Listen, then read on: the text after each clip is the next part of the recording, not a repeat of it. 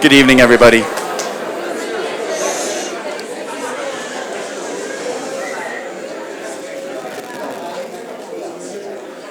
Good evening, everybody. My name's Justin Green. I'm the County Commissioner for District 1, which includes the Tesuque Valley. And it reaches from the Santa Fe River all the way to the Santa Cruz River. You notice rivers, we're going to talk about those today. And includes the Pojoaque River, the Rio en Medio, and a bunch of other waterways in between Santa Fe and Espanola. The topic for today here is the Bishop's Lodge NPDES permit for their wastewater treatment plant. As many of you know, and some of you don't, this is not actually a county issue. This is a federal issue. This is the federal government permits or doesn't permit, as it may end up. Either way, permit applications for surface water discharges. I'm learning a lot about this in the last 2 weeks, as are you. But part of this exercise today and this event today is to inform the community, because there's been a lot of not so good information out there. And that's my voice box acting up. Thank you first off for coming out. This really actually means a ton to me, because this shows the amount of care that we have for our environment here in the Tesuque Valley. Some of my backstory: one of my aunties, back when I was first living in Santa Fe over 30 years ago, lived right down the street here next to El Nido, and I used to spend every Saturday or Sunday night at her home with a dinner, and so Tesuque Valley is really near and dear to me. But Santa Fe County does not have a role to play in this, in the permitting. So we are here literally to hear about this and to hear from you, so from both sides of this issue. And so that's sort of my introduction to this. This is, a beautiful room full of folks that some of you have multi-generational families who have been here for 7 generations, and some of you, I've got Governor Herrera here and folks from Tesuque Pueblo who have been here for time immemorial. And our goal ultimately is to preserve this valley in a way that's here for the next 7 generations, right? And so when we talk about environmentalism, we talk in those terms, multiple generations. And so this is a difficult subject. We all have a role to play in this. As the children's book says, everybody poops. And we are all here to understand how they're handling their poop. And we also need to recognize that we have a little bit to do in this as well. So I'm going to first do some acknowledgments. I'm going to keep moving on some of the letting the ground rules out here. First off, I want to acknowledge that we have Governor Herrera from Tesuque Pueblo here and a number of the members of Tesuque Pueblo here.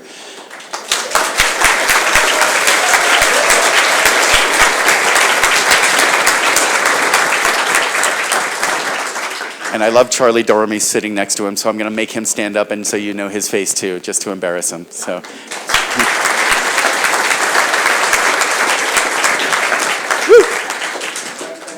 you can, please. That's right. That's right. We have Jeff Montoya from the Pueblo of Pojoaque, who's the tall guy in the back over there. So.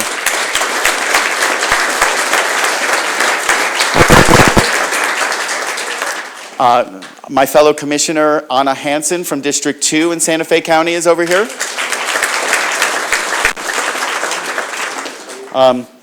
We have members of Senator Heinrich's office here. I haven't seen Alea yet, but she's supposed to be here. We have Matt Miller from Teresa Leger Fernandez's office here. And Eric Chavez from Senator Ben Ray Lujan's office should be here somewhere, if not standing outside here. So we have a lot of representation at all different levels. We have folks from the New Mexico Environment Department here. Again, this is a federal issue, so the EPA isn't here, but we do have people from the Environment Department that do have a role to play in this, if only just to certify and to check the math, as it may be, of Bishop's Lodge's work on this here. And then, actually, I'm going to pass the mic to probably the most important person in the room, who is the fire chief for the volunteer fire department who's opened up this building to us, but is also going to make a pitch for money and volunteers and your love. So here's Chief. Thank you. Well, he beat me to it. That's not fair. I was going to say the fire marshal's office doesn't allow us to have this many people in here, but if you'll just wait a minute, I'm going to get the applications for membership printed up in a minute, and then you'll all be okay, all right? Just hang on. The main thing I wanted to say, this is a community event, this is a community meeting. Somebody asked me if I was surprised to see this many people, and I'm not. This is very, very important to the community, very important to our hearts. And is your voice box doing that again? I want to remind everyone, we still have a couple of seats here if anyone needs a seat. There's a couple of them over here, we'll make room for you. And also we have people that live beyond the station up on the road. If anybody is blocking that road, please go out and move your car now. I know parking's probably all the way down to the post office or more, but don't block the road, and please don't block the bays where our fire trucks are. If we have a call, you're going to see us leaving really fast. Anyway, this is a community event. Thank you all for coming by and for paying attention to the community as you are. It's very important to me. It's very near and dear to me as well. And that's all I have to say. So thanks for coming. Little bit of housekeeping and an acknowledgement. This is being web streamed for community members that can't be here today, and and we're recording this. There is also a documentary film company that is here. If any of you have an issue with this, please and remind me your name again. Michael Campbell. Michael Campbell. Thanks.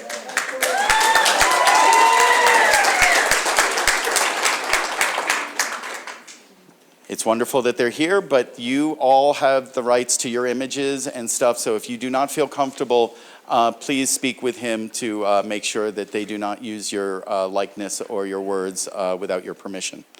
So, as mentioned, we're here to understand what Bishop's Lodge has proposed, and Bishop's Lodge is here to propose as well as to listen to you. And there's a lot of very common questions, and so I've put together a number of questions that are my own that I think are important. You all have had a chance to write some questions. So we are going to try to curate these questions, and so we don't hear the same thing over and over and over again, so we can get out of here before, as somebody threatened, before 10 p.m. We'll try to get out here long before that. That we curate these questions, but that doesn't mean that that's going to be all the questions. At the end of the evening, at the last 20 or so minutes, we're going to open up the mic for 1 minute, very quick questions. This is not to say that you're for or against it or anything like that. It is to ask questions. You can lodge your complaints or your preferences with the EPA or to the county or to the folks at New Mexico Environment Department in the comment period, which ends on Sunday, the 1st, so Monday, I think that is. So, but today is about information. So if you have a question about this project, ask the question. It's not about rallying the people here today. I'm sorry. You can see there's a lot of concerned people here, but we can't be sitting here hearing applause and whoops and yells to just, we need to get through this. So I appreciate you all being respectful of the lodge, of the folks that are going to speak, of me, thank you. That's what I ask for everybody here. So there's a relatively loose agenda here where we're going to have welcomes and introductions. We're here right now. The rules are respect. Everybody, please, really, this is all about respect and understanding and giving everybody a shot at bringing forth what they've done. Now, I'm going to tell you that what the lodge has done already to deal with their wastewater is actually a great first step. A lot of what we're talking about is the other steps that we're concerned about. So let them present this. You'll get more information and a lot more detail than what you actually know right now. And I've seen a version of this presentation, and a lot of the investment is pretty impressive. But again, we have some concerns on the tail end of this. Again, Santa Fe County's role is really, in this case, as a convener and as an opportunity to hear from them and for them to hear from you and for me to hear from both sides. So I really appreciate the time today for all of this. I'd like to also introduce a whole bunch of other people from Santa Fe County that are making this happen. And one of the most important people in my team here is Ambra Baca is my liaison here. We have Daniel Fresquez, who's running communications and ops. We have Olivia Romo. We have Matt over in IT over there. Hi, Matt. And then we have Sarah Smith. And I just saw our county manager, Schaefer. Greg Schaefer is here. And Leandro Cordova is here. Huh? And Jordan Yutzi from Growth Management. Thank you, everybody. Let's just keep this thing rolling.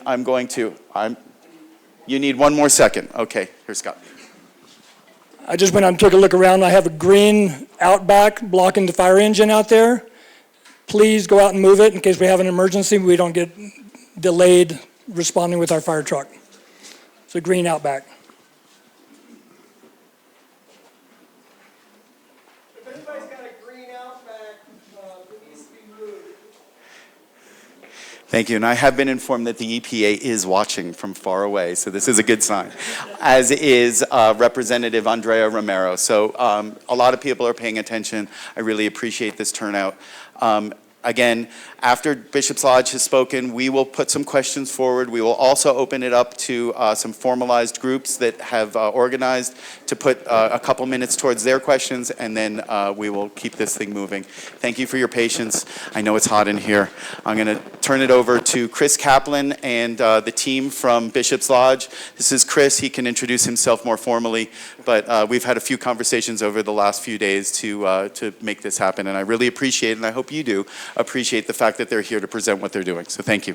Thanks, Chris. Thanks, Commissioner. Thank you all for joining today. I have just a couple of minutes of prepared remarks, and we're going to jump into the presentation. I know that's most important and near and dear to everybody's heart here, as is ours.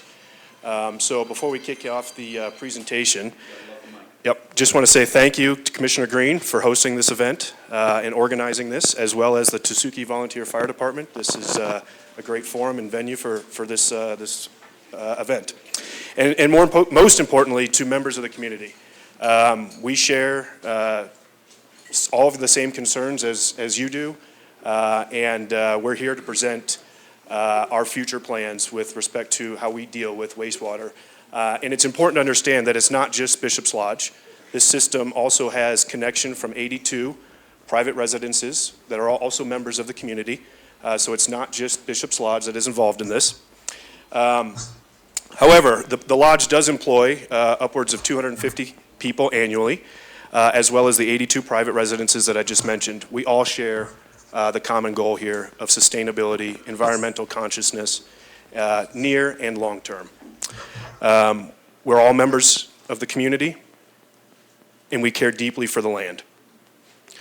Juniper got involved with Bishop's Lodge officially in October of 2021, so a little over or nearly 3 years ago. Sorry, I'm not used to this type of event. So Juniper got involved with the Bishop's Lodge in October of 2021, so nearly 3 years ago. And with every market that Juniper is involved in, we're a small company, there's not many. However, we have 3 core values that are very near and dear to our hearts. And first and foremost, that's be good neighbors. Second, be good corporate citizens. And third, if at all possible, leave the community better than when we arrived.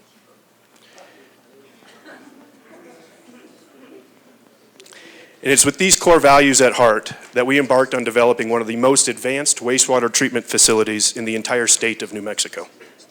The project took nearly 3 years to develop in close collaboration with the New Mexico Environmental Department, of which representatives are here today, as well as the US EPA.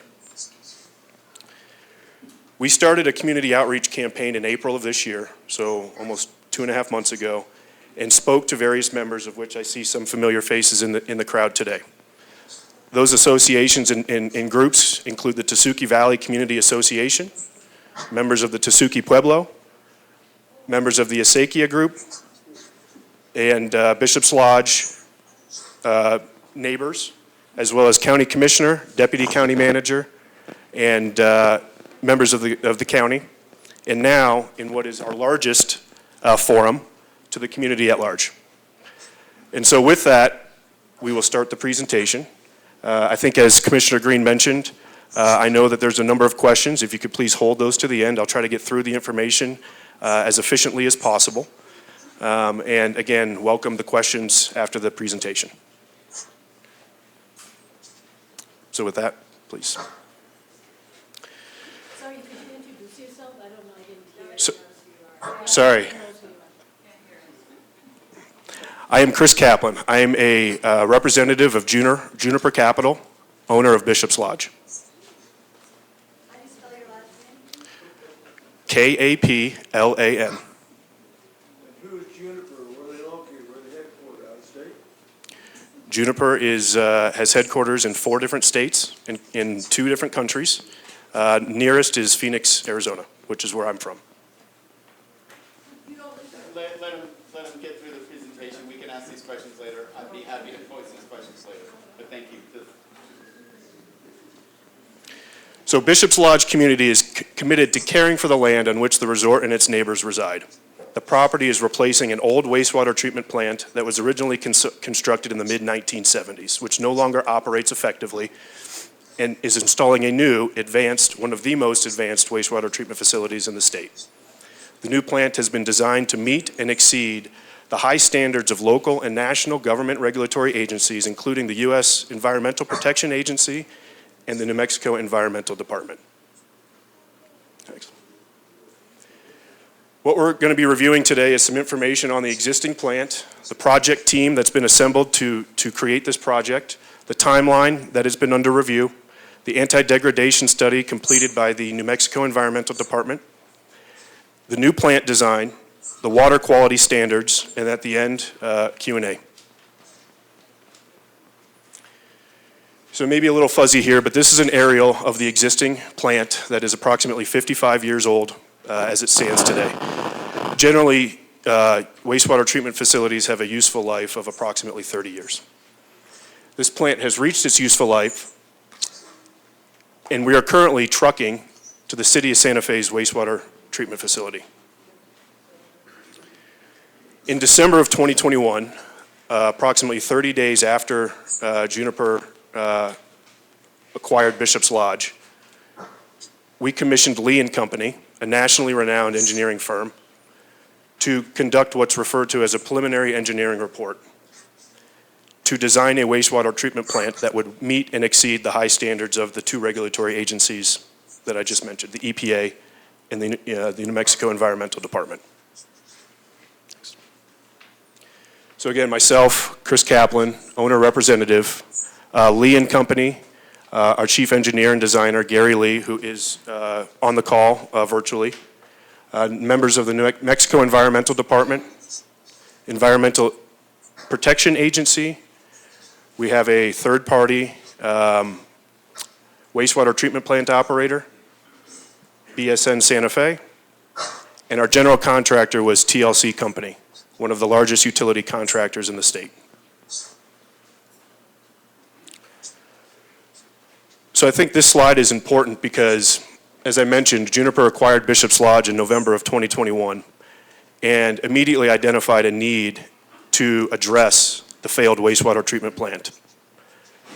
And within a month, engaged a preliminary engineering report, and I think that's topical because I think, as Commissioner has stated previously, the county is in the process of commissioning its own preliminary engineering report as it relates to a regional wastewater treatment facility.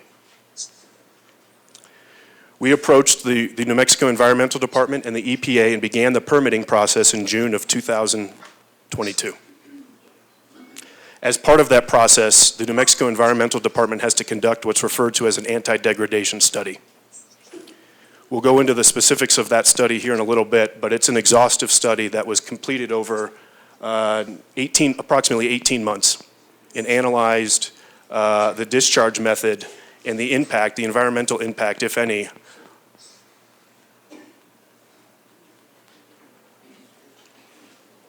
In March of 2024, the NMED completed that anti-degradation study that was then submitted to the US EPA for review and analysis. The EPA and the NMED have drafted permits, and we are now in our public notice period and public comment period. Those permits are in draft form and have not been issued. We have the new facility ready to be commissioned, and the intent is that it would be discharging via seasonal irrigation on Bishop's Lodge property. We anticipate receiving approval pending public feedback and response from the EPA. The public notice process that the EPA is conducting right now is 100% in their purview. The lodge nor its ownership group has nothing to do with that process. We ultimately expect it to be completed sometime this fall, likely in September. Next slide. So I'm just going to read this statement directly from the New Mexico Environmental's website. Water quality standards include a framework and methodology known as anti-degradation for deciding if, when, and how water quality may degrade. Anti-degradation applies to all the activities with the potential to adversely affect water quality or existing uses or designated uses, including any new point source discharges.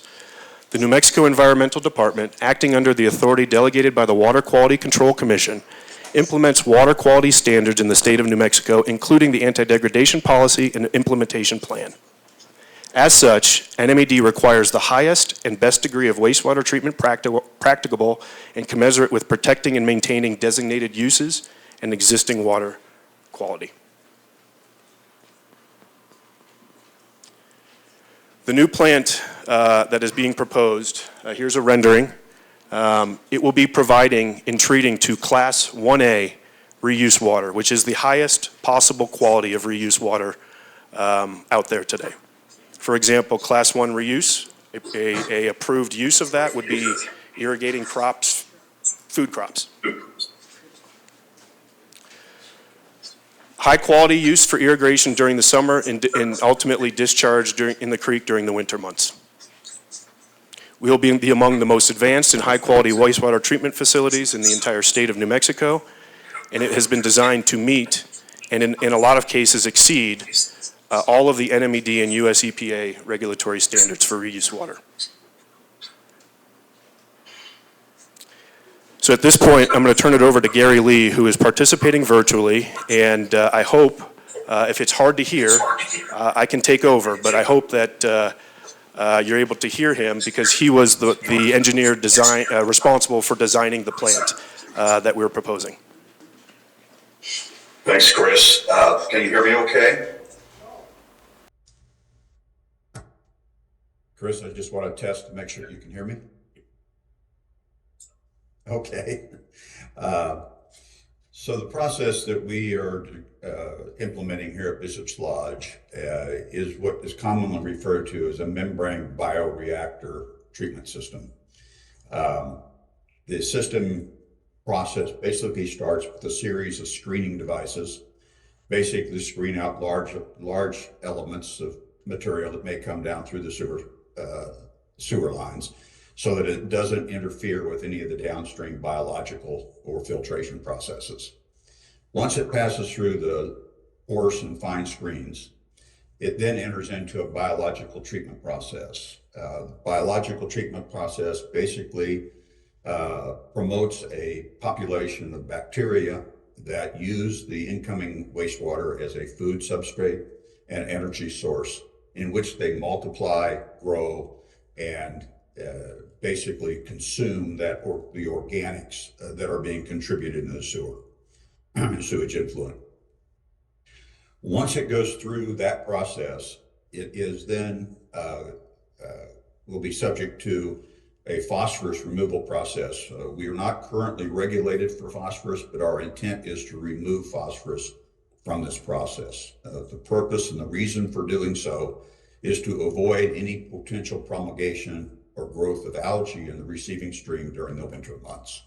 Because algae loves to grow in water environments that are rich in nutrients such as nitrogen and phosphorus. So our goal is to eliminate or reduce as much as possible phosphorus in this wastewater. Once it goes through that process, it is basically filtered in an ultra-filter membrane. This is a very fine membrane material. It'll actually potentially filter down to virus-sized organisms. You probably are familiar with sand filters. They're kind of the coarsest type of filter we use in wastewater. And on the other end, reverse osmosis, which is the finest filtering process we use, actually filters out ion particles.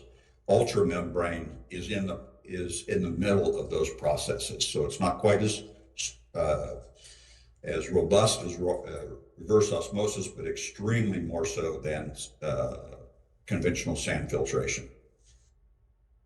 Obviously, when you filter materials out, we are removing the biological growth that occurs in the biological treatment process, and that comes out in the form of sludge, or biological sludge. In this case, we are intending to continue to use the old treatment plant to further stabilize that sludge, basically inactivate it, and then ultimately dispose of that sludge into a sludge reed bed. Reed beds are really nothing more than a constructed wetland in which we use that to further decompose that sludge over time. And it will ultimately be converted into a compost. But that sludge in those reed beds won't be removed but about once every 7 to 10 years. So it's a very robust way of treating waste activated sludge from these biological processes. The clean water that comes through the membrane, or I should say the permeate that comes through the membrane, will then be subject to ultraviolet light disinfection. And from there, and at this point, we really are similar in most regards to several other treatment plants in the state of New Mexico, the city of Rio Rancho, and I think maybe less than a half a dozen other membrane bioreactor plants that are active within the state of New Mexico, including in your vicinity. At that point of ultraviolet light disinfection, we are similar. Where we deviate from those and become a little more advanced than maybe some of those other existing facilities is in the next step. And the next step, we are removing copper and zinc. These were two elements that were added onto this project as a result of the anti-DEG study. So we will be removing copper and zinc in an absorption filter process before it is potentially seasonally discharged to the creek during the winter months. During the summer months, I would say between April, maybe some parts of March, all the way through the end of September, maybe into October in some years, we would be irrigating the landscape. And at that point, irrigation water in the landscape is not required to have copper and zinc removed. So during those seasons, we would basically pull the effluent from the ultraviolet light disinfection prior to irrigation. The purpose of all of this process is basically to create a Class 1A reuse water, which is the highest degree of classification for reuse water in the state of New Mexico's guidance and regulations. I might add one final comment, and that is the amount of redundancy that we have placed in this process. As you notice up front, we have a coarse screen and a fine screen. That does provide some redundancy in screening. The ultrafilter membranes, there are dual membranes in there, so if one membrane fails, we have the other membrane cassette to be able to carry the load temporarily. Same with the ultraviolet light disinfection. We have two disinfection units installed, and then also on the copper and zinc removal, we have two filters. They actually operate in series, but if one were to fail, then the other one can basically take the load. So there is some redundancy built in here in order to try to make sure that we have sufficient uptime and reliability in being able to meet the limits that are ultimately imposed on this plant.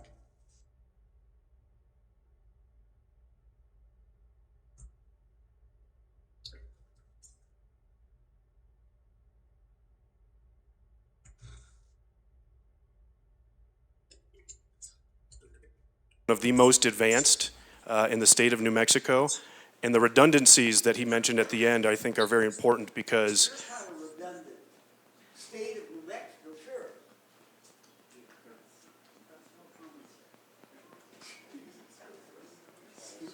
Why don't you decide to run it right back through your system?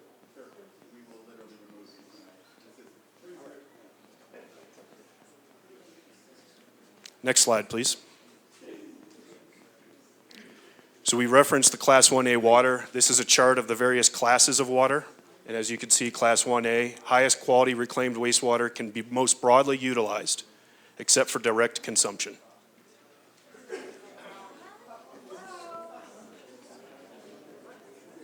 So we're gonna shower, use this fucking water. Hold on, hold the questions. I'm happy to have those questions later.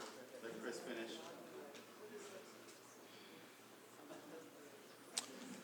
Next slide, please. Q&A.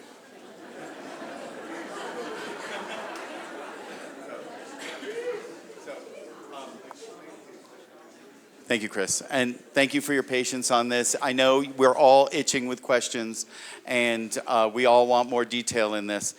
We're going to get to questions from the audience in a second, but I'm just going to go with a couple questions that, that folks have asked and asked me to ask them. So the first one is, will the Lodge and Juniper Capital demonstrate concern and goodwill by requesting a delay in issuing the permit?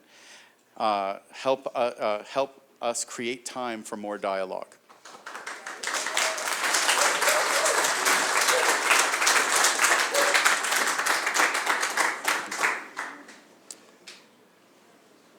The EPA, who I believe is on the line, again, this is their process of which we're not a party to. However, we have encouraged, given the amount of public feedback and comment received, that a public hearing conducted by the EPA be warranted and be explored.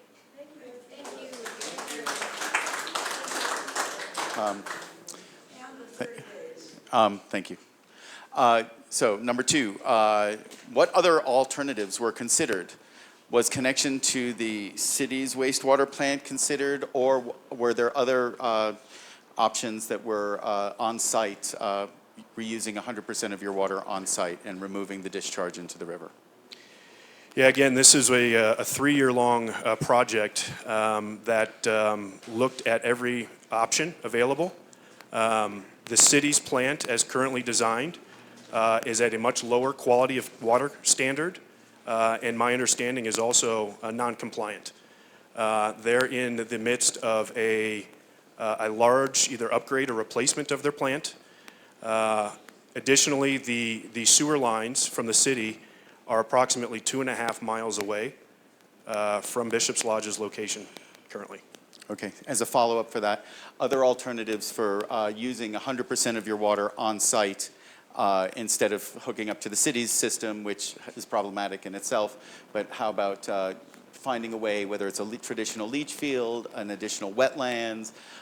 Bishop's Lodge used to have a wetlands and a lake and waterfall system that managed to keep all of its water on site. Yeah, and again, I think the piece of this plant that we're trying to highlight here is its advanced quality, advanced nature.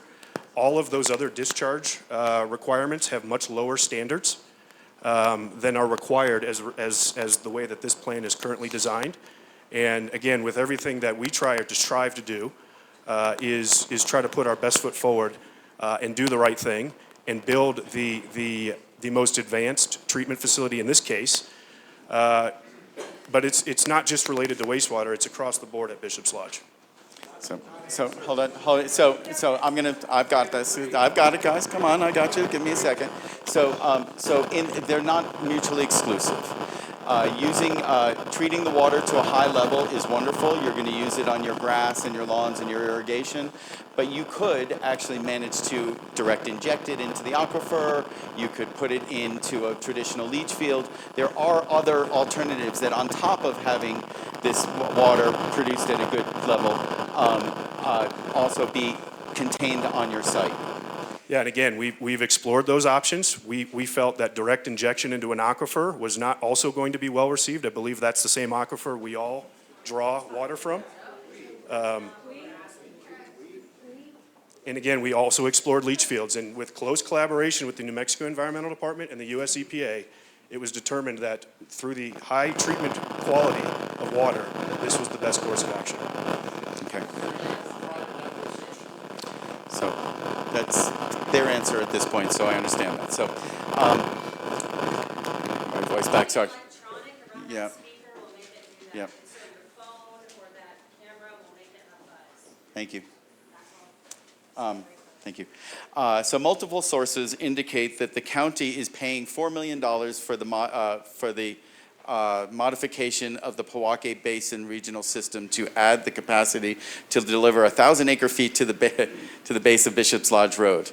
I think there's a lot of confusion in this, but I'm going to rephrase this question. And there's a lot of confusion in here where people have said that Santa Fe County is financing this. And so I'm going to answer this, since I represent Santa Fe County at the moment, is that we have no play in this. At one point, Bishop's Lodge had approached the county to help them finance this system, but that was rejected about a little less than 2 years ago.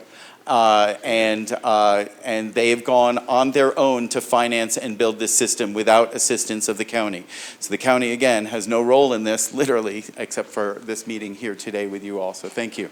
And then in terms of the water, Santa Fe County is a partner in the Amit, is one of the 5 parties in the Amit area water, Powahke Valley Regional Water Project. This has nothing to do with the water discharge for these guys, but we are a party to that, but not to this wastewater treatment plant.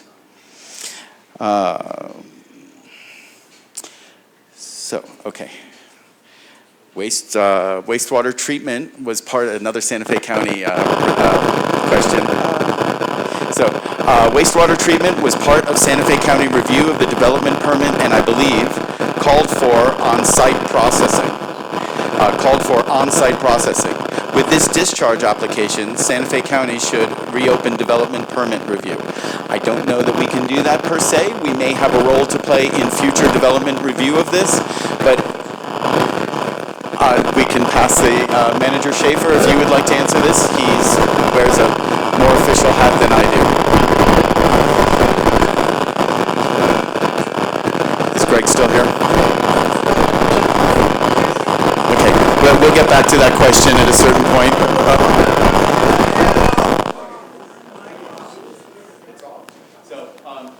Greg is in the back over there. Since the mics aren't working, I will let you project if you want, based on the, did you hear the question? I heard the question, thank you very much. I'm going to consult with our growth management department because I don't want to give bad information as to what we're going to do. Wonderful. Well, we have If Jordan. you answer that this evening, we'll definitely get an answer out to the public. Yes, thanks. So a lot of these questions, all these questions that are remaining, either the lodge will answer if they're directly from pointed at the lodge, or Santa Fe County will. We are not. This is not the end of this. We want to discuss this until we get a good resolution here. So hold on. So we're not taking. No, but you can't go first. So sorry. I've got to get through a bunch of these before I open it up. I'm talking for other people right now, sir. So thank you. Okay. So please compare the discharge from the hotel's new system versus discharge of typical residential or hotel leach fields. So is anybody from wastewater, from NMED, or anybody want to take that and project? Let's try this microphone because the people online won't be able to hear. Okay. Hi everyone, I'm Jason Herman. I'm the Program Manager for the Groundwater Quality Bureau Pollution Prevention Section. We do groundwater discharge permits, and so we have a lot of experience with these types of treatment systems versus septic tank leach fields. The effluent that's going to be coming out of the system is going to be light years beyond what is going on in a normal residential septic tank leach field. We often call septic tank leach fields the death of 1,000 cuts because there's thousands of those households discharging pretty much untreated wastewater into a leach field that then spreads it over a larger area. This is going to be treated through processes that are extensively better than that by far. It would be like comparing a Yugo to a Ferrari, if you know cars. It's a huge difference.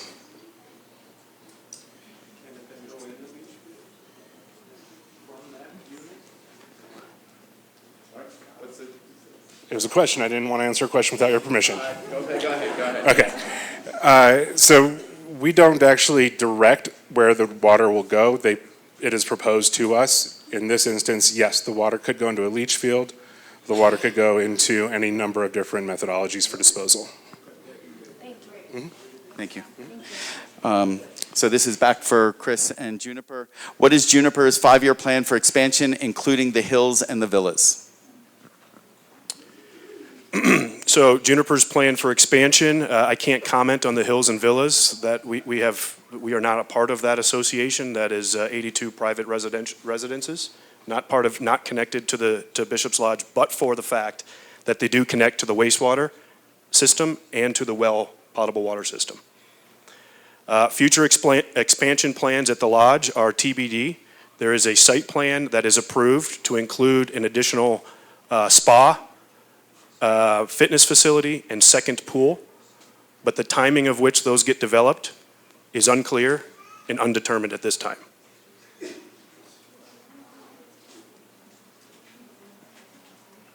Thank you. Are any households or other businesses in Tesuque presently permitted to discharge their wastewater into the Tesuque Creek or to the Santa Fe River? Santa Fe River is not a part of this, but we'll keep it with Tesuque Creek. We have some surface water people here from NMED who probably know the answer to this. Hi everyone, my name is Shelley Lemon. I am the Surface Water Quality Bureau Chief for the New Mexico Environment Department. That was a lot to say.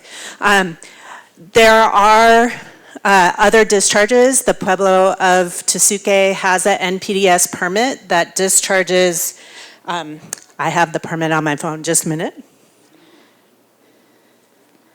They discharge to Little Tesuque, no, this is the wrong one. That's Bishop's Lodge. I'm looking at Bishop's Lodge permit. Well, it goes into an unnamed arroyo and an intermittent stream, so, and it meets the standards for Tesuque Pueblo. And the proposed discharge, we also looked at our state water quality standards and the Pueblo's water quality standards to evaluate the discharge on the water quality in Little Tesuque.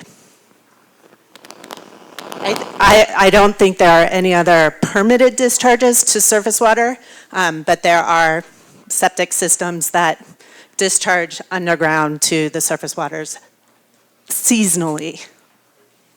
Thank you. Statistical question about how many bathrooms does the 82 homes have? How many laundry rooms, kitchens? Probably one kitchen per house, but these are very large homes. Do we know anything about the statistics of all the homes up in the villas? I cannot comment on that. My understanding is that predominantly they are 3-bedroom, 3-bathroom homes. Okay. And just sort of a follow-up, because I saw it in the presentation that I think you were speaking when you presented to us last week, that there was a current capacity or use, that your daily use right now is in the 14,000 gallon range, whereas they are permitting for 60,000 gallons for future expansion. So that gives you an order of magnitude where the capacity could go, even if we don't know quite the details of this right now. Is that correct? Yeah, that's fair. And I think I think that is a good topic to bring up. I think the EPA has announced discharge of 60,000 gallons. The plant as designed was designed to accommodate 60,000 gallons in 2 phases. We are only installing phase 1 today at a max capacity of 30,000 gallons. Our discharge experience historically has averaged, to Commissioner's point, about 14 to 15,000 gallons per day under what is currently developed today. We had to design a plant to accommodate the future expansion within the Hills and Villas Association, because I know that there are a number of undeveloped lots that have yet to be developed, or yet to have a home built on them. And again, for the additional expansion that I mentioned earlier with respect to Bishop's Lodge, the spa, the fitness, and the second pool, timing of which those come online undetermined at this point.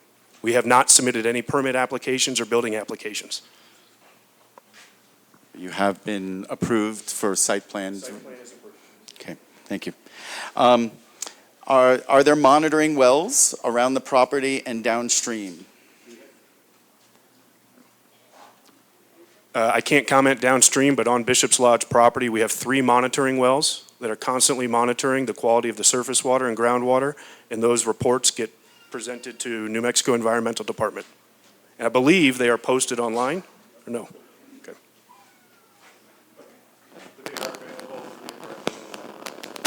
So one of the things that I would hope that in whatever we do in the future, we don't have to IPRA things. It would be so much easier if we had a dashboard where we could see things regularly. I bet you're advocating for it at the state. So, but nonetheless, these are the things that we need because we need as much transparency as possible here. So a technology that was brought up to me, and so this is one of my questions, is there a plan for inline continuous monitoring with reporting to the county and NMED and to the community where we could see this instead of, I think it's monthly reporting to the EPA? Is there a way to do online regular reporting that sees peaks and valleys and or consistency of your effluent? So the reporting that the EPA and NMED both have reporting requirements that we are absolutely required and legally required to adhere to. Bishop's Lodge is hiring a third-party independent operator for the wastewater treatment plant. These samples will not be self-taken. They are going to be taken by a licensed operator who is legally required to provide accurate information in the time frames that the monitoring is required to provide it in.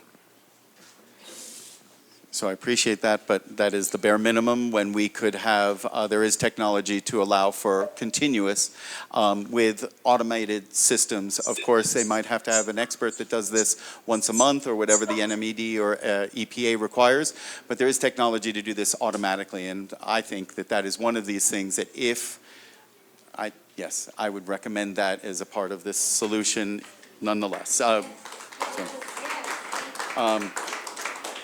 So I'm going to pivot to a little bit about what Santa Fe County has been doing, and Chris mentioned it, and I missed it early on, and I should have said this. But Santa Fe County, early on in my term, about 18 months ago, I was made aware of both the resort, Tesuque Pueblo, the Opera, and a whole number of folks in the valley that were having problems with their current systems, big systems, not the run-of-the-mill septic systems in the area, which also have some problems.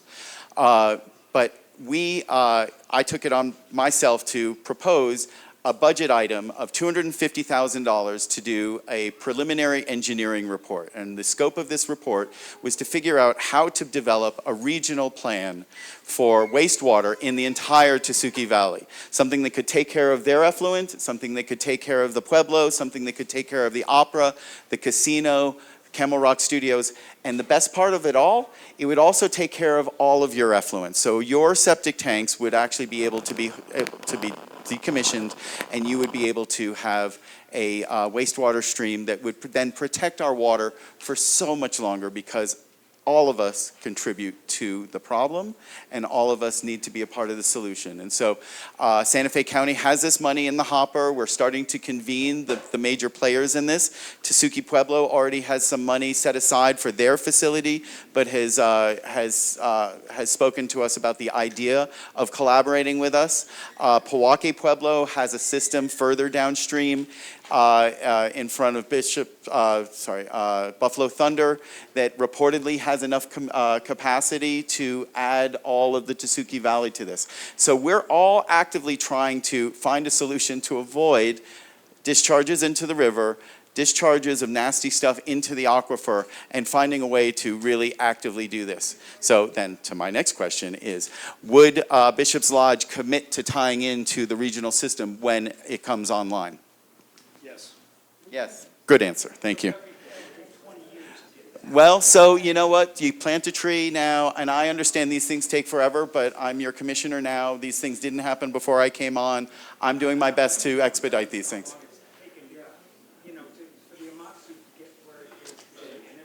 So the amazing thing is I've spoken to the EPA, to the Region 6 administrator, and he has told me specifically that there is money in the federal budget available to communities such as Santa Fe County and the Pueblo and the Pueblos to create a community system. And so time is of the essence. The money is in the hopper right now and at the federal level. We just need a plan to then go out and get a grant for that money right now. So I recognize things take forever, but the good news is that there's federal infrastructure money right now that we need to act on now. So I'm trying to act on this, and we at Santa Fe County are trying to act on this out of the urgency of what's going on there, but also the urgency of these other failing systems that are in the area. And so I recognize that these things take forever. I can't promise it won't take 20 years, but I'm going to try my best.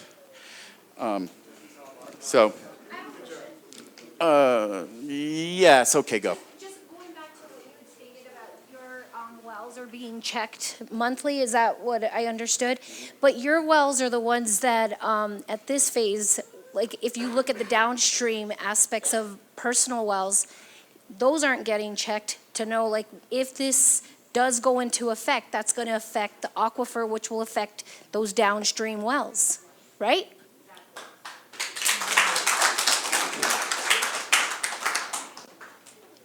I'm not an engineer or a hydrologist. However, we have monitoring wells as far downstream as our property goes. We can't comment on monitoring wells that are off of our property. Those are outside of our control. And again, through the weekly, monthly, and quarterly testing, we're doing all of the testing required, and we will take commissioners' comment under advisement, and to the extent that we can provide additional testing, we will explore that.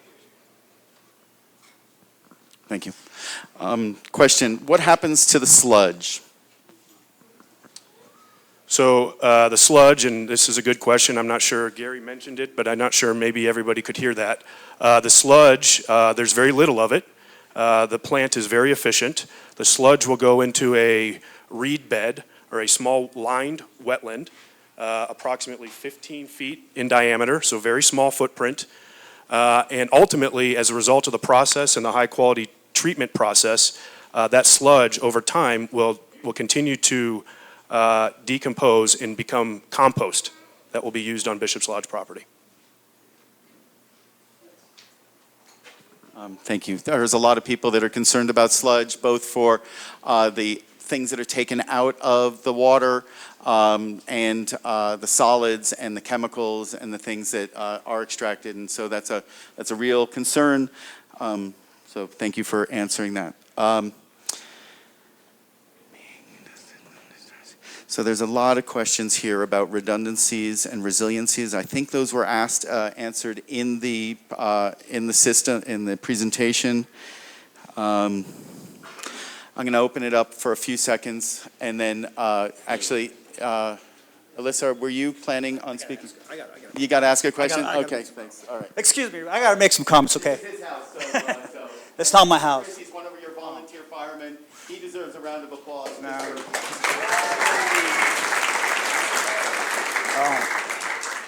Okay, yeah, my name is Chris Romero. I grew up down in Gregor Road. My mom still lived down there. My brother and sisters live up the road about about a mile from Bishop's Lodge is where we live. What's your name again? Chris. Chris, all right. Chris Romero, all right. I appreciate the presentation, I really do. This is a lot of technical stuff, a lot of stuff to understand, things that will fly over my head. And so obviously there's a lot of technology and a lot of NASA science here, and this stuff works. But I think we've got to talk about a few issues here. Number one, let me just say, my father was one of the founders of this fire department. In 1972, the school closed down because Santa Fe Public Schools decided that they want to ship the kids to Santa Fe, and it ended up like this. I was 5 years old or 6, but the community had a demonstration or a movement like this. We mobilized.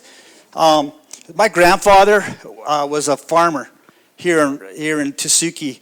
The patron saint of Tesuque is San Isidro. He's the patron saint of the farmer. San Diego down in Pewaukee, or at the Pueblo Tasuki's, their patron saint. This is a community of faith, Chris, and God gave us that water, okay? So here's the thing. My grandfather farmed in Rancho Escondido, just a few, like I said, a half mile from where you're at, and I used to drink water out of there, out of that little Tasuki River. He irrigated out of the Tasuki River. There's too much risk, in my view, in just putting any kind of effluent into that river.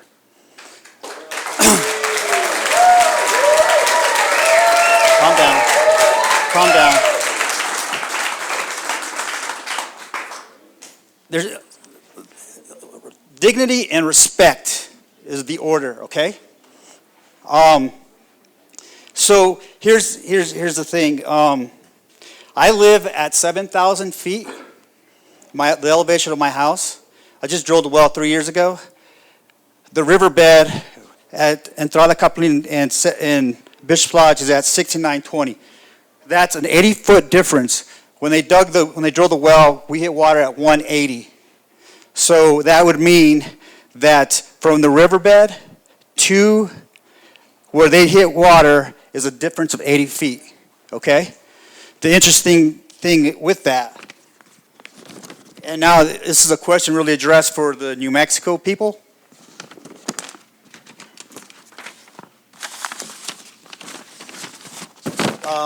The November 17th public notice that came out, what's your name, ma'am, again? Shelley. Okay, nice to meet you, Shelley. That public notice that came out on November 17th that had the Bishop's Lodge on it, there were like 7 other notices. That's mine. Okay, all right. Here's the thing.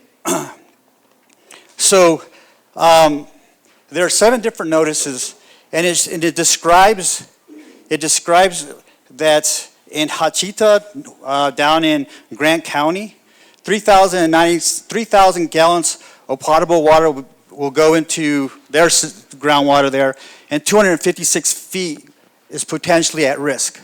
All right. The next one is down in Gallup. They're going to put 15,000 gallons of water, of affluent water, into the ground there, and they're about 22 feet below is at risk. The next one is in San Isidro. That's out by San Miguel. They're planning to put 10,000 gallons of water into the ground, and the risk there is 55 feet to 10 feet below ground, okay? So, like I said, there's numerous here, and the ranges are like, they don't make sense. But they're saying here in Bishop's Lodge, they're going to put 30,000 gallons of water into the ground. It's 30 on this here. Okay, but the risk is 22 feet below ground, where it says in that notice that the groundwater is at risk at 22 feet. If I hit water at 160, that's 80 feet. That's danger close, we call it in the military. Highly too riskful, in my view. So, like I said, there's all these different numbers, and even there's 2 in Santa Fe here, and their groundwater is at risk at like 200 feet, one on Galisteo, and there's one somewhere else. But here in Tasuki, it's only 22 feet. I mean, we're the same terrain here in Santa Fe. I can see it could be different in the other parts of the state, but why are the ones on Galisteo, why is that range so high? Where Tasuki is only 22 feet, danger close in my view. Once again, let me just really quickly say something. One more thing. Human risk, all right? Natural disasters. There's too much risk here. And, hello? Too much risk. And we have to take account of that, all right? Thank you. So I just want to clarify, the public notices that he was reading from are for DP 75, which is the discharge permit from the Groundwater Quality Bureau, and not the NPDES, the NPDES permit for the Surface Water Quality Bureau and EPA. So we're talking about 2 different permits. There's a permit for the on-site discharge that's occurring that they're going to be using for irrigation. That's a state-run program by my program that is state authorized through state regulations in the Water Quality Act. This is a federal permit that we're talking about here today. So those numbers, just brief clarification, there are site-specific requirements and determinations that we make. There's geology, there's surface conditions, there's water quality effluent. All of those things go into our determination of what is protective and what is not, but we have a hard bar with our 3103 standards, which is our water quality standards, that must be met before they can discharge. Two very, very different situations. I don't want them to be confused because they're not the same and their processes are different. That public notice that he was reading from is for the receipt of an application. We haven't drafted a permit for that yet. We have just received an application, and that is as far as it's gone. Thank you. A submitted question that we haven't heard yet regarding the two animal species that will be introduced to the water for the effluent toxicity testing. I know that could be- Sure, Margaret. Yes. Yes, okay, there we go. I'm not going to try to do the Latin, so Call them water fleas. thank you. Yes, there you go. Water fleas and fathead minnows being introduced into the discharge from Bishop's Lodge, or are they species being tested as indicators of possible pollution? So your question is are these being introduced into this, or are these signal and canaries in a coal mine sort of things in that space? Yes, I asked the question because those fathead minnows have endangered suckerfish and endangered leopard frogs in other rivers where they've been introduced. So I want to know if they're being introduced for discharge or putting them in to test the water toxicity, because in either case, they're going to cause danger for other species downstream. Okay. Great. Thank you. Thank you for your question. That is a requirement of the NPDES permit, and it's called wet testing, which is whole effluent toxicity testing. So what happens is Bishop's Lodge would take a water quality sample, ship it to the lab. The lab does it in the lab space to see how many of those critters survive, how many reproduce, and that's an indicator of if there are toxic pollutants that we're not seeing, that they don't have requirements for, or that there's an issue that we need to correct. Not being introduced. Great. And so I'm going to hold on to the microphone. You guys can project your question. I'm going to repeat it for the people online so we don't have to go through the thing. So go for it. Yeah, a couple questions. One at a time. In my 1 minute. So one question is why in paragraph 19 of the permit application did Bishop's Lodge write to the EPA that this water does not flow to Pueblo land? That's one question.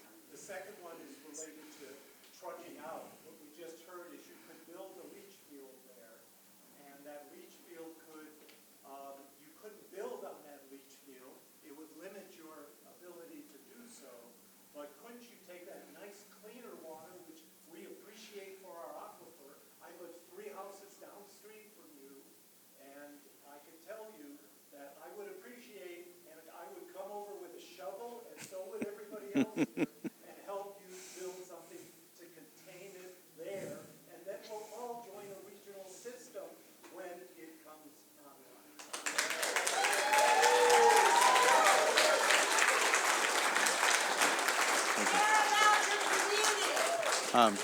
Thank you. So thank you. So the first question, I think this is still working. I'm not sure, but the first question was the gentleman was asking about a discrepancy about whether this water actually flowed into a Pueblo or tribal land. The river does flow through Tesuque Pueblo, and I don't know why that discrepancy was there or if it was. But I will let Chris answer that. And Milwaukee Pueblo. And Milwaukee and Sanai, absolutely. Yep, and some of the things It says no joke. So I was not the author of that draft permit or the request for permit, so I will have to go back and look into that. I'm just taking the advice of the regulatory agencies that have reviewed it.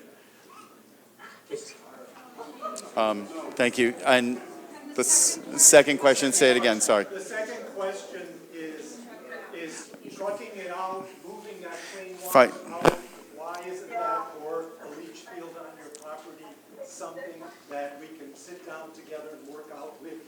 So to rephrase it for folks online, so why weren't other alternatives looked at? It was asked earlier, but as a bunch of people here and have advised me over the last few days, there are a lot of different alternatives, whether it's trucking it off-site like they do with their raw sewage now. It could be clean water. It could be sold, right? There's a lot of construction sites and projects all in the valley that can use it. Somebody even told me that, hey, grow cannabis with it. Whatever you want to do with it, it could be sold for other purposes.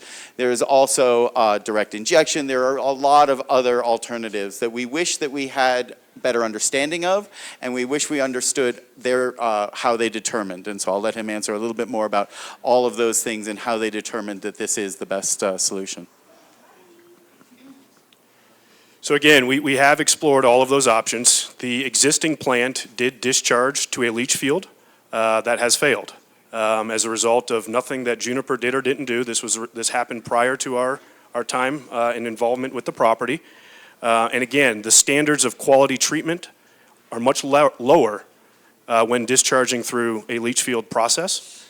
The process with which we're developing or proposing is going to be treating it to a much higher quality than would be required under a leach field. So I can get you a microphone, so here you go. I can yell out. No, but somebody online needs to hear it. Several points of clarification, please, and they're connected. The treatment plant will be located where on the property, like near the corral? Can it be seen from Bishop's Lodge Road? It's not going to be potable water, correct? Okay, so that's very clear. How many acre feet of water rights does Bishop's Lodge or Juniper own? And how much will they be taking out, and how much were they get a return flow credit, if any at all? And I'm not opposed to the new treatment plant if it's state-of-the-art and using technology and it improves what's going on now. That has to be proven. Are you testing downstream now? You said you're not a geologist or an engineer or a hydrologist. You certainly are a capitalist. Juniper's you came and made a profit here, and you're taking the profits out of New Mexico, out of Santa Fe. Does it help our community? And so we'd like to have some answers to those questions, please. Thank you.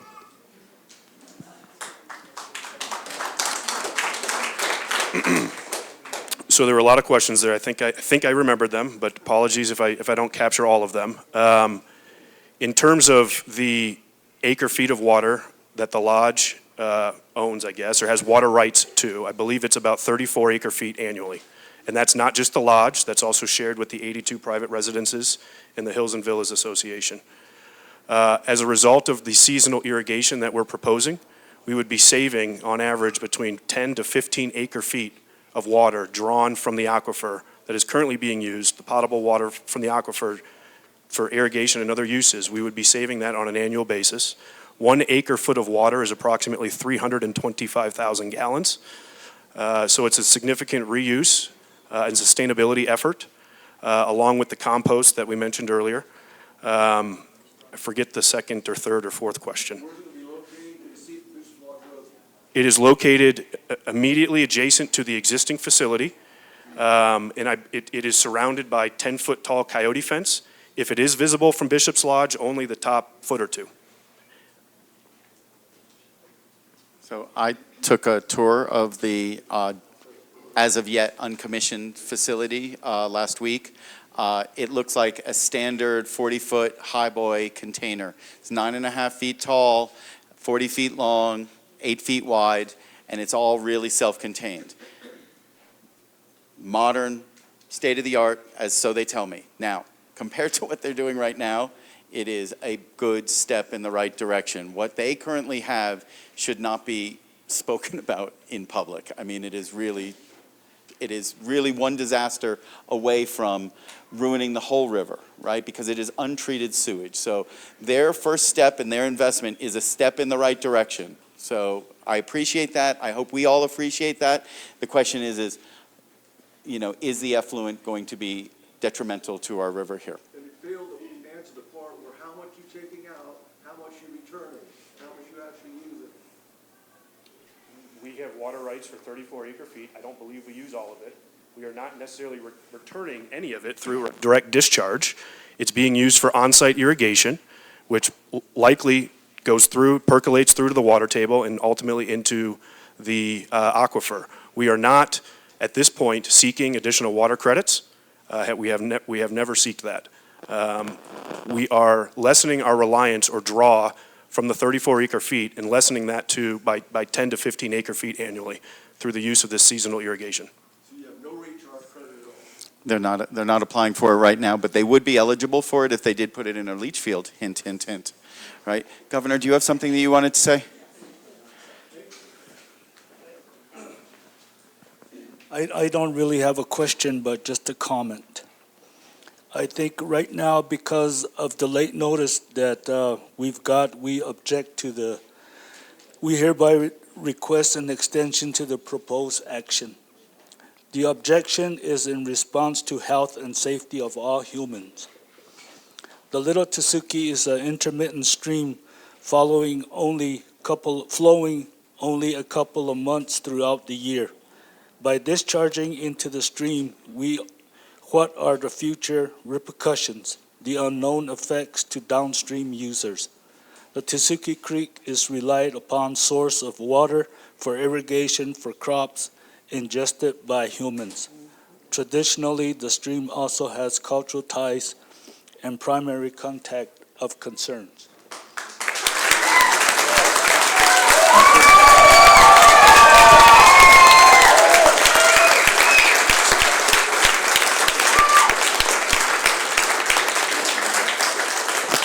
So with that, we're just asking for more tests that we want to get done. So that way my environmental people from my office are looking into this. So that way, if we can find more answers, then whatever the outcome would be. Thank you.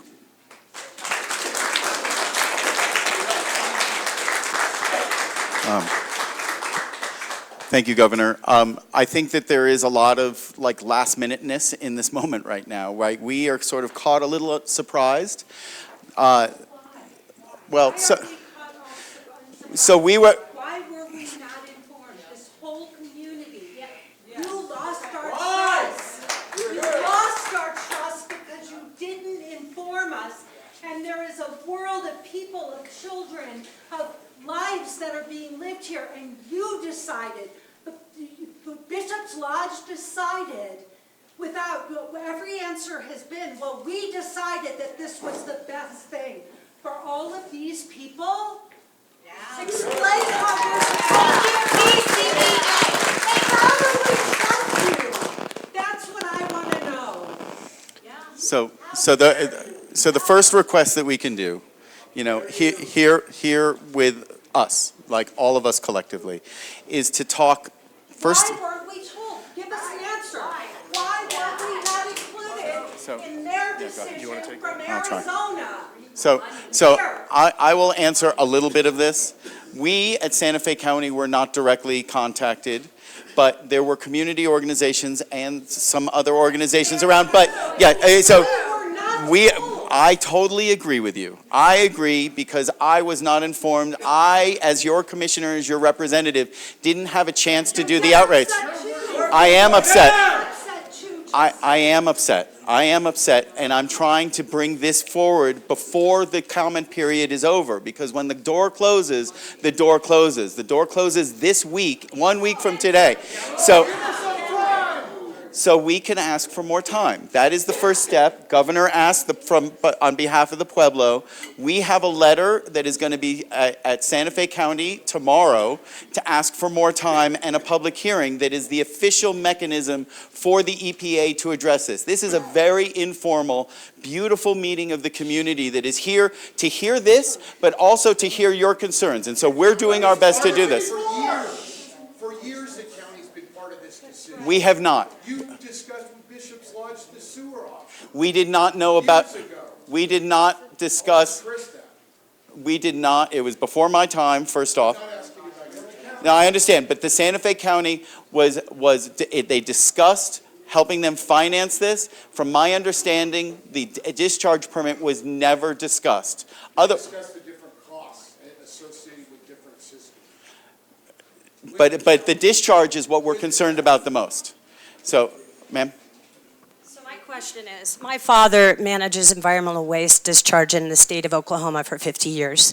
Well, your treatment facility addresses biological things that come out of excrement of people, but it doesn't address non-biological, which is PFAs and prescription drugs that would go into our wells. Another thing, has anyone walked the Little Tesuque Creek? It is not maintained. There are many houses that sit right on the edge of it. It is sand-based, so it does go into the water table. It is not okay to be putting things down. That creek is stopped up at the bridge. I walked it today. It will not go under. The water would flood the other people. The other thing is, what are you going to do when there's inevitable human error with your plant and we get your poop in our water and once it's done, it's done. We're a historic community. We're not a resort community. We're not. We've been here a long time. I just moved 3 years ago, but a lot of these people have lived here a long time. And several of the affordable, quote unquote, housing people are right sitting between Little and Big Tesuque with wells at a shallow level with sand where that would drain right into our area aquifer. Not considering your community. So I'm gonna restate one of the questions just to give them a chance. Why is it possible for this system to deal with the man-made chemicals, PFAS, pharmaceuticals, and things like that, to take it to, but are there... Biological. Your membrane is for biological waste, not non-biological. So obviously we've heard a lot of comment and feedback, not just today, but also written response about PFAS and pharmaceuticals. Currently, and unfortunately, nationwide, there is no regulatory oversight or regulation related to either of these. To the extent that regulatory requirements are identified, we would of course adhere to them. Additionally, again, Bishop's Lodge, from a sustainability and environmental perspective, uses no harsh chemicals on property. We use organic cleaners. There is no pesticides. There is no insecticides. What about the creek and how it is so deteriorated already and has so much erosion, and you're going to flush 30 to 60,000 gallons of water down it? I want to know how it's not going to affect the people that sit right there, that have been there for a really long time. Why are you going to serve it to us? The downstream degradation, I would have to refer you back to the New Mexico Environmental Department, who conducted an 18-month-long study analyzing the degradation. So hold on one second. So I'd like Chris to respond about their public outreach plan and more to the point of why we weren't informed up until this point. So back in June of 2022, we embarked on this project and had conversation with the county representatives at the Water Resource Authority, providing them our path forward, our proposed path forward, and they were a collaborative effort every step of the way. Not necessarily the county, but we talked to the Water Resource Authority, and they passed us on to the proper regulatory agencies that have jurisdiction, both the New Mexico Environmental Department and the US EPA. But in June of 2022, we did have communication with representatives at the Water Resource Authority at the county, sharing them our proposed plan. So, you know, EPA is hopefully still listening, but nonetheless, the message wasn't disseminated relatively properly, and I think that has to do with, at that time, it was a whole nother proposal that was being made, and then they went back and retooled it without county involvement. So a lot of we didn't know, we thought that this was sort of stopped. And that,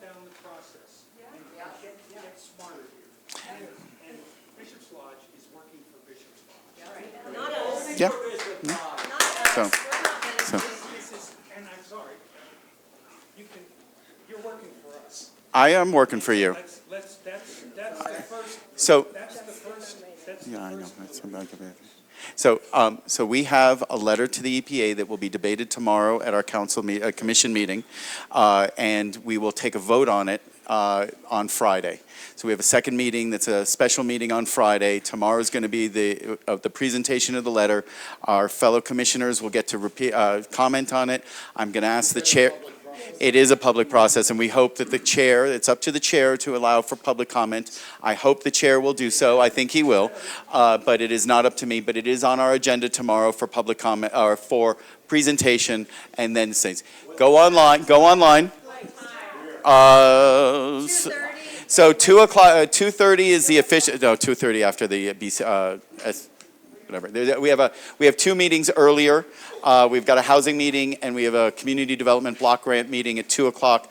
The meeting should start at 2:30. However, we can discuss at what time. It's not going to be first on the agenda.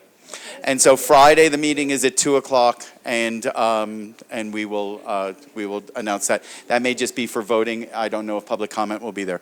Ma'am, you're up. Thank you, Justin. Chris, you know you're on the ancestral homeland of the Pueblo people, yes? Have you met Governor Herrera? Not personally, but we did reach out to them and communicated to members of their board in April. Are you willing to keep in consultation with the Pueblo people so that you're actually in partnership with them and how they take care of the land? Because I didn't see them in your partnership slide. I didn't see them listed anywhere. The short answer is yes, and quite frankly, I think they have one of the advanced treatment facilities that was referenced early on in the state, a membrane bioreactor. The facility that we've designed follows the exact same process as theirs. In fact, I believe it actually takes it one step further by removing the zinc and copper. That's not the point. Governor Herrera is still asking for more time. Clearly, there has not been consultation with these people. We met with members of their community and their board in April of last year. They have reached out to us, requested a follow-up meeting. I believe that date has been determined to be July 8th or 9th. And we are meeting with them and in constant contact with them. That was their date. They requested that date. I'll just say that may be their date because we're all with busy schedules and there's a holiday week coming here. But he also asked for more time. So there is the opportunity in goodwill to offer more time. So. Hey, Chris, you mentioned one of the tenets of Juniper is to leave whatever the world better than how you started it, right? And you showed us a degradation study. So, hello? Okay, perfect. So you said Juniper likes to leave it better than what they found it, and you showed us a degradation study. Degradation is a relative word. So if you take the water sample downstream, maybe like half a mile downstream from Bishop's Lodge, the water quality there would be degraded relative to the stream upstream of Bishop's Lodge. So while you're doing all this and you have so much redundancy, you're putting up a good system which is better than the rest of them. Why don't you add some capacity to it to turn that into potable water and use it within Bishop's Lodge?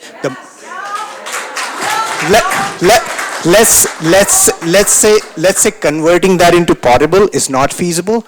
At least make it enough so they can take a shower, use it for the restrooms, for a pool, and all those things, and then put on your rooms that we use all of our effluent, turn that into usable water, put that in all of your room, and tell them don't drink the water. They can use it for the rest of it, and by that,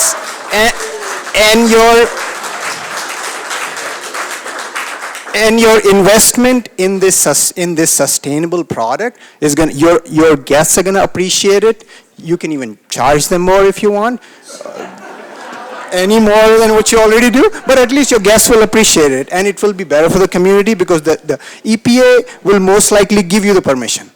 That's all it works. You check the boxes, and their limits are usually higher than what is really safe for human consumption. We have seen that in many places in US. So that's not going to stop you. You have to tell yourself and show it to the community that you are going above and beyond. And I think those efforts are going to pay for themselves.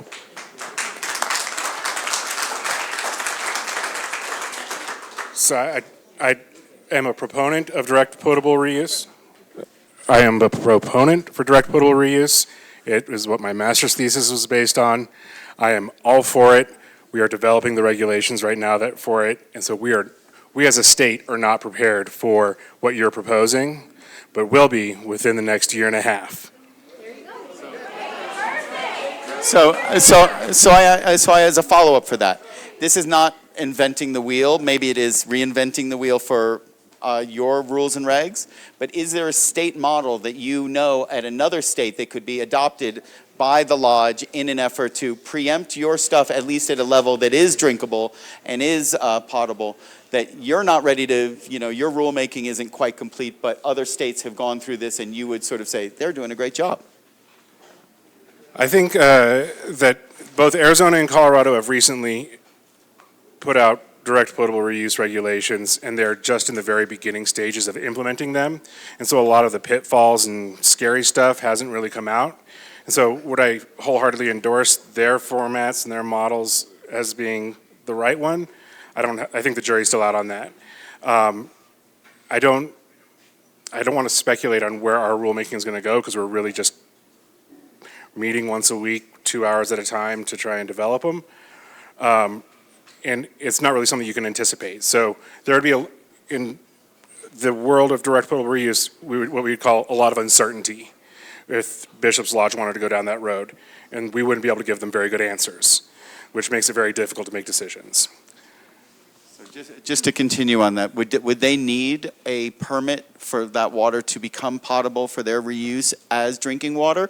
Or could they just achieve that without your regulation, just knowing that they've surpassed the bar that you've set for reuse or whatever your highest standard is, but they then say this is certified clean enough for operational for their own use? Their risk of having something move, but of course it's their risk for a system failure.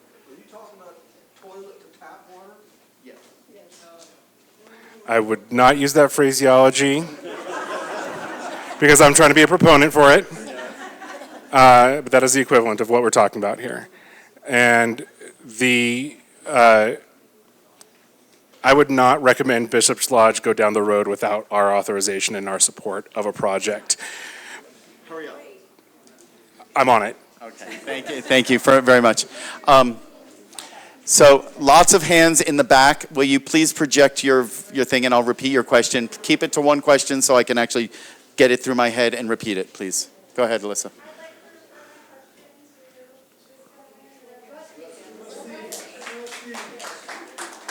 Rusty, I can reach you with a microphone. So here, yeah, but people in the world need to hear it. So, my question is directed to NMED. The major change that we're making here is we're going from a change in distribution of this waste. It's not going to go into a leach field and stay contained on Bishop's Lodge property. It's going to go into a stream and be distributed by that stream system and all the aquifers it feeds. So that introduces an awful lot of uncertainty about where this waste is going to go, where the contaminants in the waste are going to go, the partially treated waste. And it also accelerates the distribution. It's going to move a lot faster through our ecosystem. So my question to NMED has to do with their non-degradation study.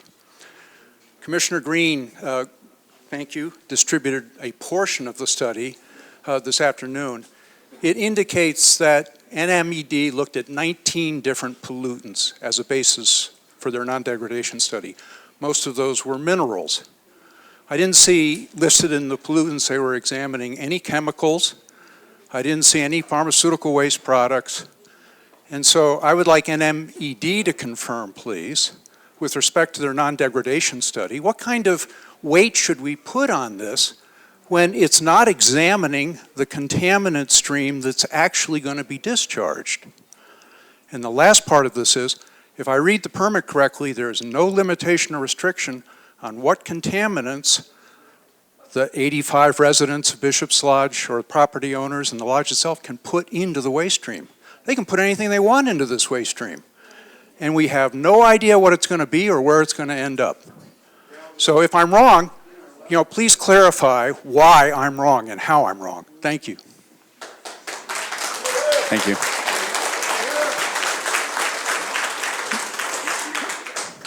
Thank you for your question. The anti-degradation analysis looks at baseline water quality. So my bureau, the Surface Water Quality Bureau, takes ambient water quality measurements throughout the state.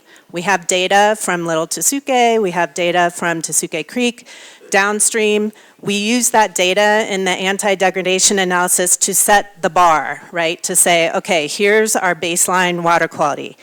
Then we look at what the river is used for. We have in our water quality standards what's known as designated uses. Those are things, I heard a concern earlier about primary contact recreation.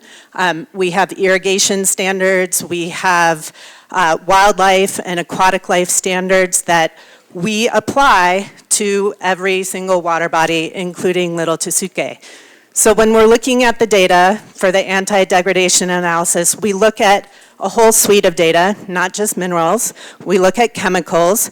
Part of the anti-degradation analysis actually came back that copper was going to be contributing more than what we wanted as a state. So they redesigned, and they're applying a different treatment scheme to take care of that additional copper to bring it down to the level that we are looking at.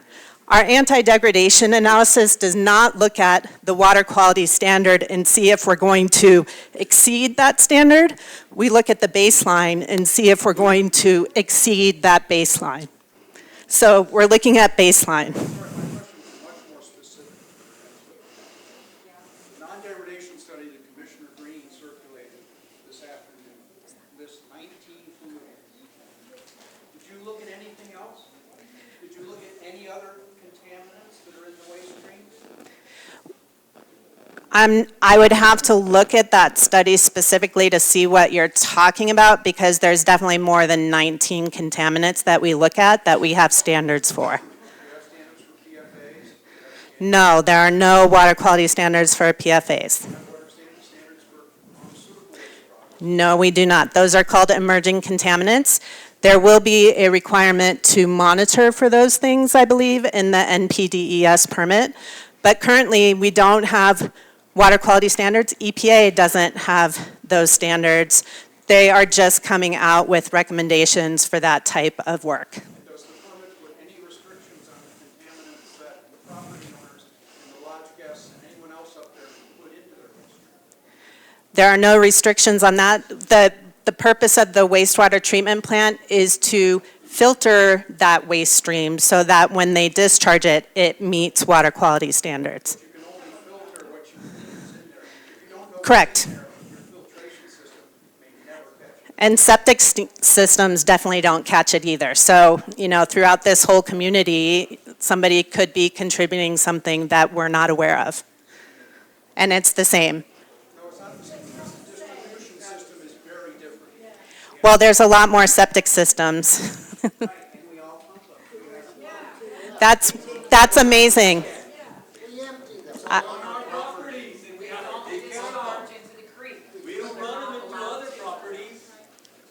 Okay, these are far away. So I'm going to go this way. Ma'am, say your question, and I will repeat it. Am I correct in understanding that Bishop's Lodge will be dumping out water on from their northernmost boundary? In other words, that water will not be crossing Bishop's Lodge land?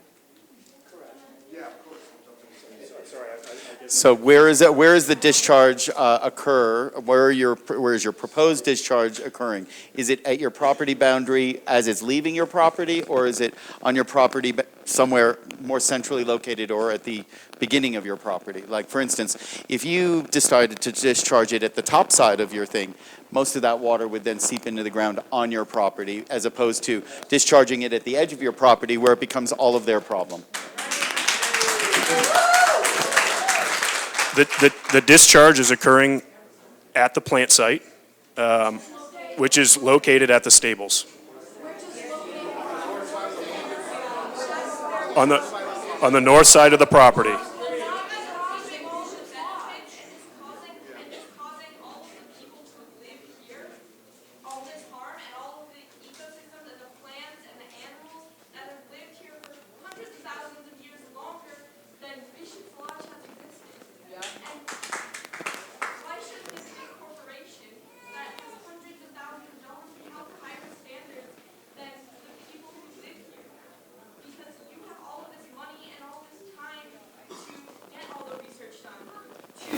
figure out how to do it right. Keep it on your land.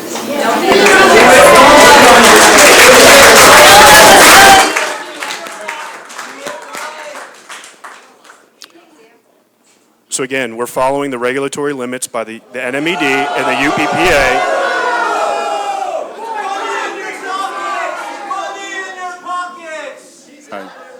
Rockets are Arizona, where you guys are based. These are the people who live here, the people who are from here, the indigenous people. You and your company from Arizona. I'm going this way. I'll get to you guys. Former Governor Mora. Go. I think I can speak loud enough. Good evening, everybody. I'm former Governor Robert Mora. He is also a volunteer fireman.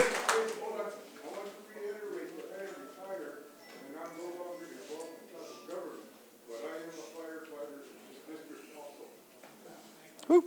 Yes. Question to you, sir, Mr. Councilman. Did you ever think about putting up a water tank?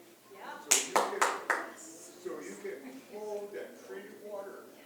We can use that water for fire protection.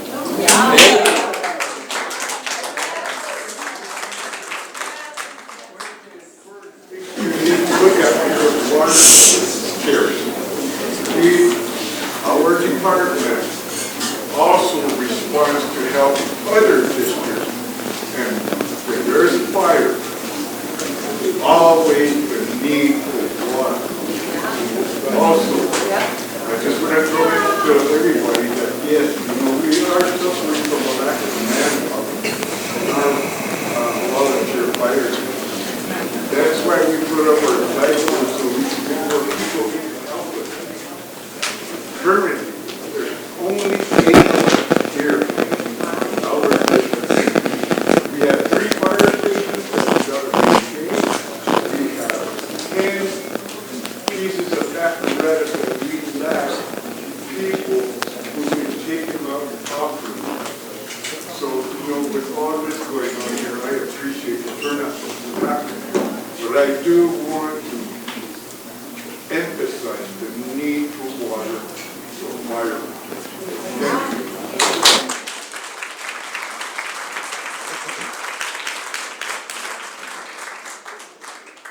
So under our proposed plan, our desire is to irrigate for as long as possible.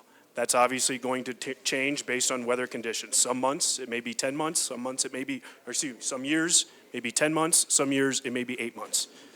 During those winter months, when the ground is,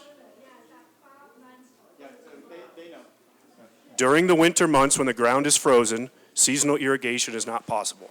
We need a consistent opportunity to deal with the wastewater during those months.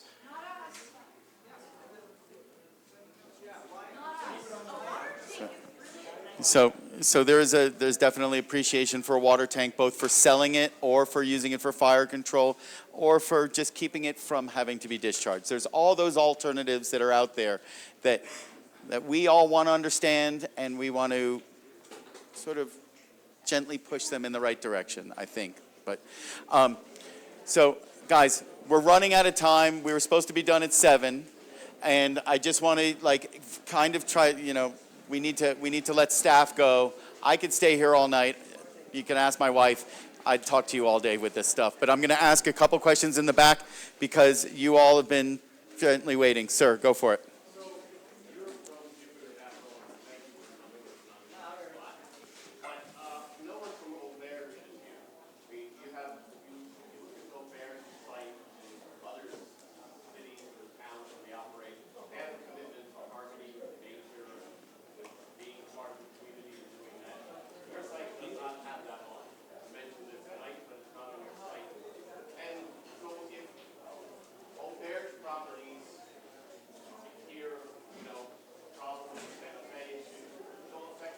Portfolio themselves. So it's one of those things that it's interesting. I don't know how long your contract with how fair to manage the property is, but it could be, they could change. So they'll be the management in charge.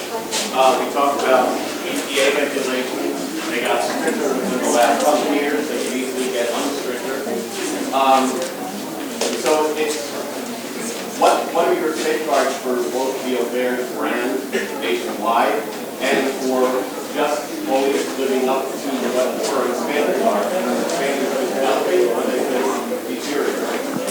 So I'm going to repeat that question, paraphrasing slightly. First is the aspect of auberge. This is an auberge resort. It is a 5 or 6 star resort that has a higher standard as their portfolio, as well as in trying to do this. And you would think, I think you're saying, that they would want to uphold that higher standard as well as one of their commitments to their communities. The second part of this is that regulations change for good or for bad, and we need to probably set our own higher standards to what we think is acceptable for our community, whether it's discharged into a river or whether it's discharged into the ground. Does that do it? Thank you. So, with respect to auberge, auberge is a luxury hotel management company.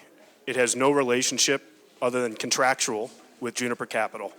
They have been hired to manage the day-to-day operations of Bishop's Lodge and the various other hotels that they manage in the portfolio that they manage. Typically, hotel management contracts are very long-term contracts, many, many years. I'm not going to comment on the specifics of this one, but generally speaking, they average 10 to 20 years in term. There are members of auberge here today. What was the second question?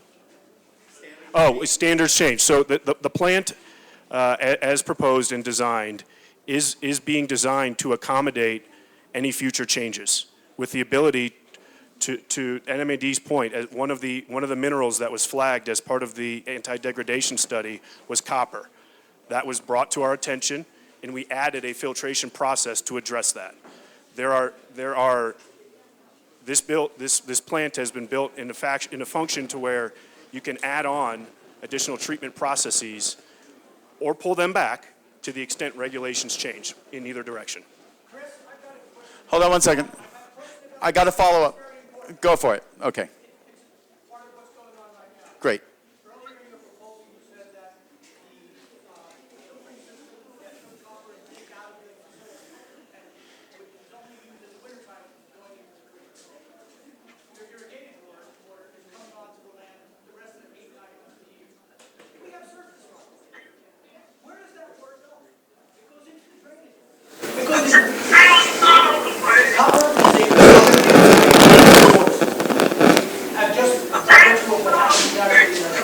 So whether it's percolating or actually with a good rain, it's going to run off, and runoff is going to do that. And it could have that degrading prospect there. So that goes to a question, just to repeat your question, is that the NMED requested in their anti-degradation plan to remove additional levels of copper and zinc, which they're going to do during the winter months, but you're saying why not do it in year-round, because...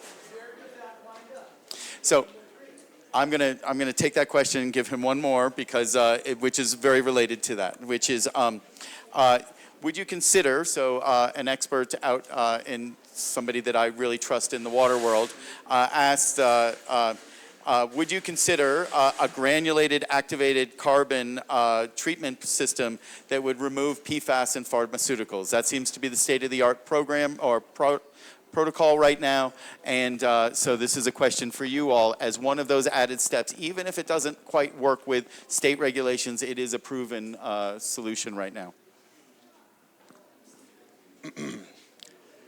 In terms of the copper and zinc, I'll address that first.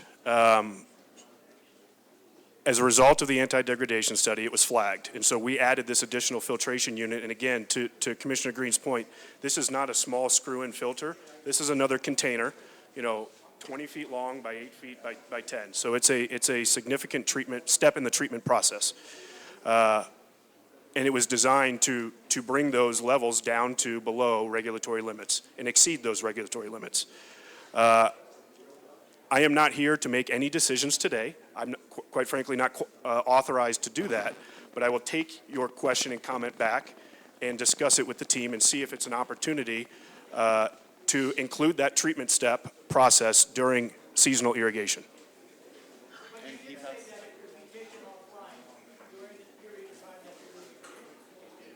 Our engineer said that, yes. And the PFAS activated. And the PFAS, again, I'm not authorized to make comment or agree to anything today. I'm here to listen and hear the concerns, but it is something that we will evaluate internally. Okay, thank you.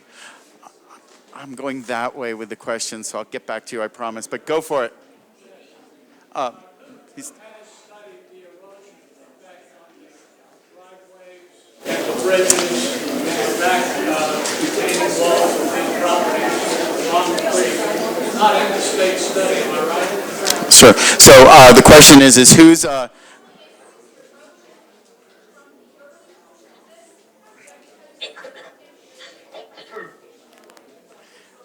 Okay, so the question has to do with because of this added volume on the river, there are bridges and culverts and unstabilized banks that might be impacted by having an added volume on the river.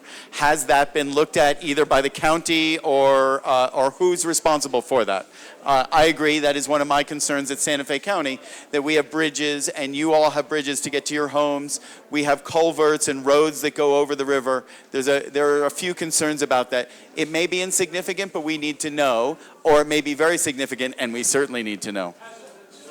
I don't know, and I don't think so.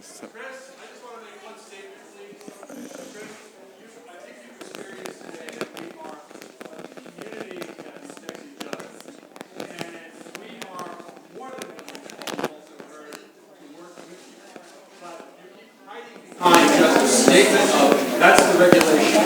We are asking you to throw out what the regulation is, hold to it, but also work with the community because we want to work with you. We want to make you successful.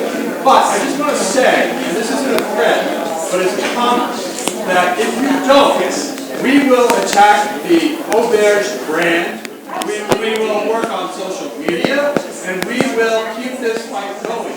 Because you have to appeal to people who want to pay $1,200 a night. And who is going to want that today? A resort that is in a constant battle with the neighborhood that you exist in.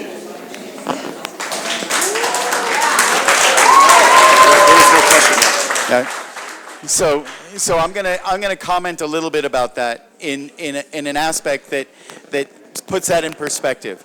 We're talking about a 5-star or 6-star hotel. We're not talking about a 2-star or 3-star hotel. And so they are, in theory, at the highest standard in the country of the nicest hotel in the country. I agree, and I think we all agree, that their water and their effluent should be at the highest standard and the highest degree of potability and use and non-impactful, negatively impactful for our community. It seems consistent with what I said. It seems consistent with what Auberge wants to say, but I can't speak for them and I can't speak for Auberge, but this is kind of what we're asking for at this point. And so I recognize that, and this is it. So I'm sorry, I'm going to take one last question because a lot of people need to go home. And yes, ma'am. Thank you.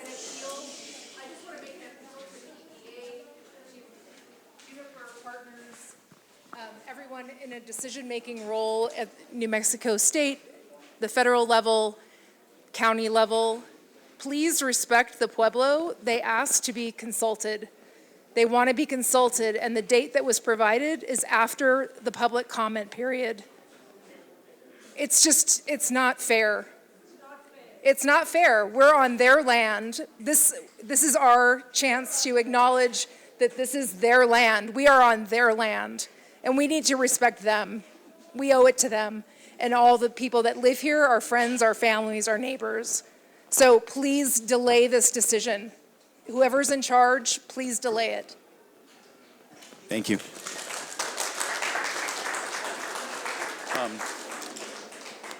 Any last comments from you? No, you're good? Okay. So guys, thank you. I really want to tell you how much this means for me that we can all rally for something like this. This shows how important this is.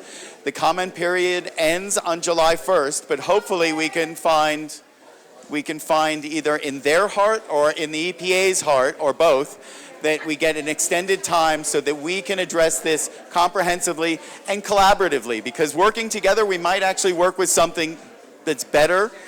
But right now, we still have questions, and I recognize that from everybody. Thank you. Thank you, everybody. Get home safely, please. Thank you very much. Good night.